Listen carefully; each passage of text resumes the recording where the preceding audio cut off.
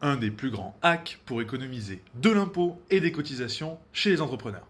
Je parle bien sûr des indemnités kilométriques, mais attends, bouge pas, tu vas voir, tu vas être surpris. Les économies sont tout simplement délirantes. Si vous avez un véhicule personnel que vous utilisez à des fins professionnelles, vous pouvez déduire les kilomètres de manière forfaitaire.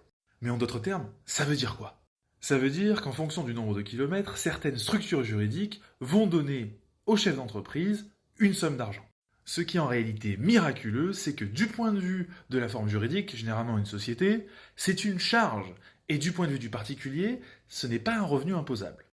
En d'autres termes, schématiquement, si la société fait par exemple 100 000 euros de bénéfices et qu'elle donne 10 000 euros d'indemnité kilométrique à l'entrepreneur, la société sera finalement imposée non pas sur 100 000 mais sur 90 000, et du côté de l'entrepreneur, ce n'est pas un revenu imposable.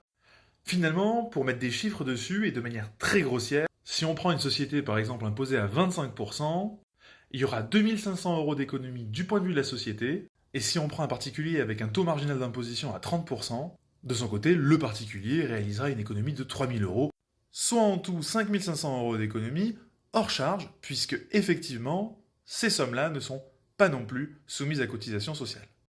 Alors ce petit hack est généralement utilisé par les primo-entrepreneurs, ceux qui débutent en début d'activité, qui se mettent en SASU et qui essayent d'avoir une rémunération qui serait pas trop chargée et qui dans une certaine mesure peut se cumuler de manière très bien avec le chômage. Tu l'auras compris, ce hack est fabuleux, il permet de faire de grandes économies, sous réserve bien évidemment de la réalité des kilomètres parcourus. Je suis Henri, doctorant en droit et formateur professionnel reconnu par l'État. Si tu aimes ce genre de contenu, soutiens-moi et abonne-toi.